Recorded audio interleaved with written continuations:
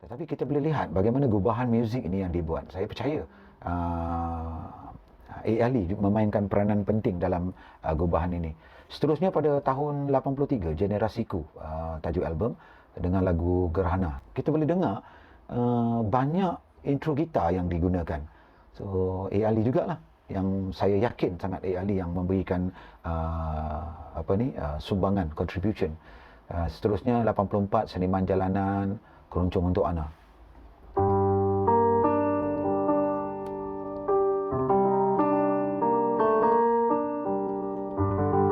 Di da da da da da, di da da da da da. Kita boleh dengar macam mana composition lagu ni. Kalau kita dengar gubahan muzik dia, kita ambil intro tadi, da da da, di da da da da da, di da da da da da.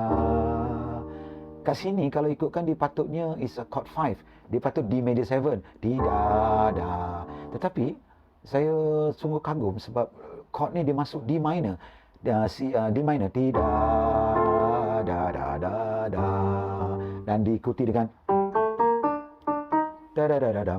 Tetapi pada bahagian tengah lagu ini solo itu tidak menggunakan intro, tetapi menggunakan chord yang lain. Dekat situ the idea of gubahan muzik ini yang sangat menarik pada lagu Keroncong Untuk Ana. Seterusnya pada tahun 1984, bertajuk album 1404 Hijrah, Kami Orang Melayu, yang bagi saya dia menjadi satu trademark dan mengarah kepada kedewasaan, maturity.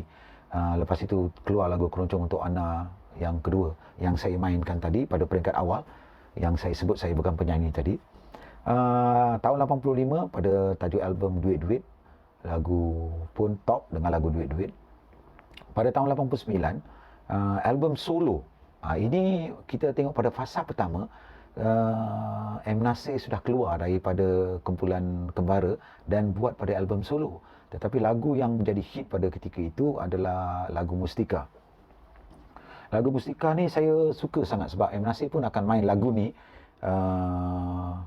pada setiap kali konsert dia akan main lagu ni. Da da da da da, da da da da, da da da da da,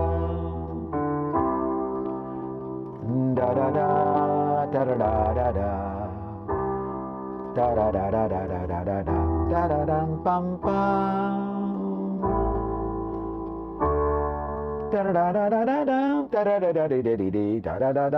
Kau, dia start nyanyi.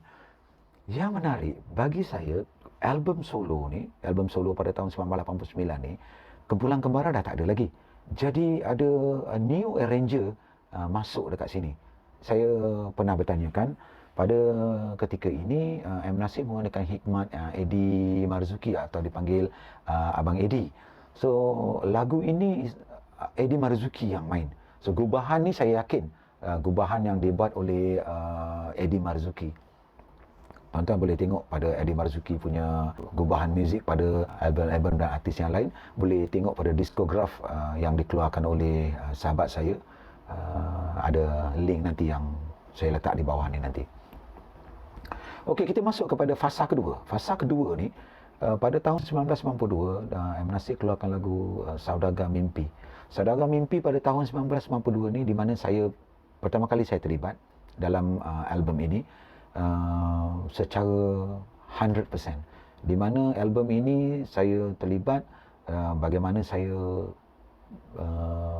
berkenalan dan bertemu M. Nasir selepas daripada konser, selepas daripada audition kumpulan Search, menghilang setahun dan jumpa pada album Saudagar Mimpi ini di Studio Kings.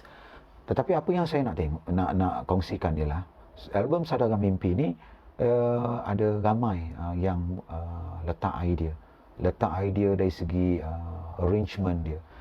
M. Nasir buat melody dan juga ada juga dia bagi hum, pattern, lines umpamanya. Tetapi dalam album Saudagar Mimpi ini collaboration ramai. Nan ada terlibat, ramai. Siapa? Zul Mahad, saya yang terlibat. Kita tulis score semua. Lalu pada tahun 1993, M Nasir dia expand dia punya music, dia punya lagu-lagu dia lebih matured, dan juga lagu-lagu ini dekat dengan public. Lagu-lagu yang masih saya ingat, saya juga masih terlibat dengan album Canggung Menonan sebagai arranger juga. Nan juga terlibat. Siapa lagi? The bassist Salman juga terlibat. Kita boleh tahu kalau kita dengar lagu daripada Canggung Menonan ni, ada lagu Sumpah Semerah Padi pula.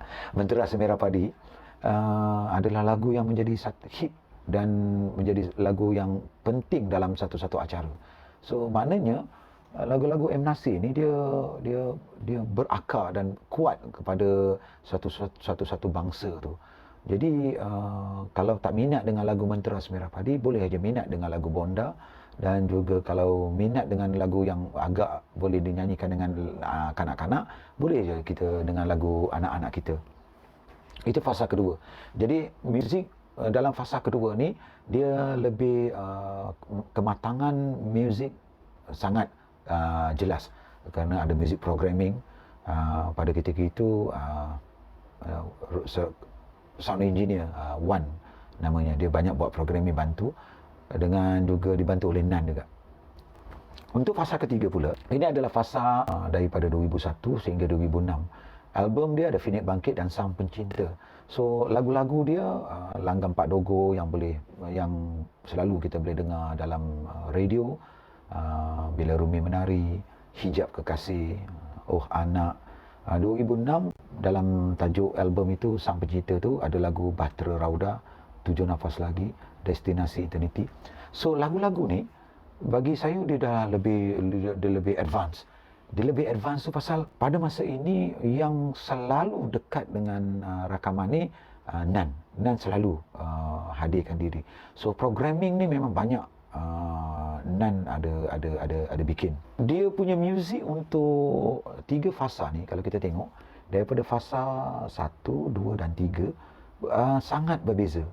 Kalau fasa 1 tu tadi tu dia punya instrumentation dia limit saja. Tapi bila masuk pada fasa kedua, dia dah menggunakan hikmat arranger, berbagai-bagai arranger, dan juga sumbangan idea pada album. Dan pada album ketiga ni pula, pada fasa ketiga, dia lebih advance sebab menggunakan synthesizer, programming yang lebih berat. Antara satu fasa ke fasa yang lain, saya tengok ada lebih kurang lebih lah antara 10 tahun. So that 30 tahun tu, dia punya pergerakan dia memang luar biasa lah. M Nasir mencipta lagu daripada album Kembara kepada album solo yang fasa kedua, dan album solo pada fasa ketiga menjadi satu benchmark kepada M Nasir, dan juga dibantu oleh ramai penggubah muzik. Kalau kita tengok pada album Kembara, penggubah muzik dia tidak ramai. Tetapi untuk album solo pada fasa 2 dan fasa 3 ramai hikmat arranger. So daripada analisis dapatan 3 fasa ni, saya melihat kepada 6 kolom, iaitu turutan nombor ni. Kalau tengok dekat sini ada dengan nama lagu dia, Express Rakyat, kolom 2 Mustika, kolom 3 Inang Pulau Kencana, atau 4 Anak-anak Kita, kelima Hijab Kekasih, 6 Bahtera Rauda. Dan juga row dia tu boleh tengok tajuk album, tahun, durasi dia, elemen muzik, intro, verse, chorus, ending. Dekat sini kita dapat tengok macam mana bagaimana penggunaan elemen muzik tu digunakan dalam komposisi muzik. Bagaimana komposisi muzik ini digunakan sepenuhnya dalam 6 kolom ini yang saya buat dan bahagikan kepada 3 fasa itu. Kalau kita tengok pada nombor 1, dia menggunakan dangdut, elemen dangdut dan country. Kedua, pada lagu Mustika ada Zapin dan Gamelan. Pada kolom 3, Inang Pulau Kencana, dia menggunakan Inang pada album Saudara Mimpi. Pada album Canggung Mendonan, Anak-anak Kita, dengan lagu Anak-anak Kita menggunakan muzik Dikir Barat, alat-alat muzik seperti digunakan Sapi. Nombor 5, Hijab Kekasih, dia menggunakan muzik asli purely muzik asli, tetapi form dia sangat berbeza. Seterusnya kepada album Sang Pencipta pada 2006, Bahtera Raudah ni, dia menggunakan modern beat dan juga ada elemen rock dekat situ. So dekat sini kita tengok bagaimana elemen muzik ini dia menggunakan banyak unsur dan gabungan. Tapi dalam kategori yang analisis dapatan 3 fasa ini, saya melihatkan kepada bagaimana gubahan muzik itu dia buat. Umpamanya kalau kita tengok pada lagu Hijab Kekasih, muzik asli, form dia memang tak sama macam muzik asli, tetapi menggunakan elemen muzik asli, ada penambahan bar, kurang bar, begitu. Seterusnya saya keluarkan iaitu data dapatan kepada 3 fasa ini. Saya kecilkan lagi. Saya pilih kepada 3 lagu saja. Express Rakyat tahun 1981, Anak-anak Kita pada tahun 1993, Bahtera Raudah 2006 pada album Sang Pencinta. Dekat sini tuan-tuan boleh tengok bagaimana lagu-lagu yang dia buat ini kategorikan dia dalam form lagu, iaitu intro, chorus, verse, bridge dan sebagainya, dalam key apa. Dekat situ kita boleh tengok jumlah bar yang digunakan. Lalu hasil dapatan yang diperolehi daripada ini, saya dapat berbagai-bagai sumber. Antaranya ialah ada kepelbagaian rentak dan juga penambahan bar. Tanpa kita sedari, penambahan bar ni memang nampak macam pelik, tapi dia tidak mencacatkan lagu. Boleh tengok dekat sini bagaimana lagu pada lagu Bahtera Raudah pada tahun 2006 tu, kita boleh tengok muziknya ada 5/4, campur 7, campur 4 umpamanya. So memang pelik. Tetapi itulah dia satu signifikan pembahagian atau phrase yang telah ditemukan.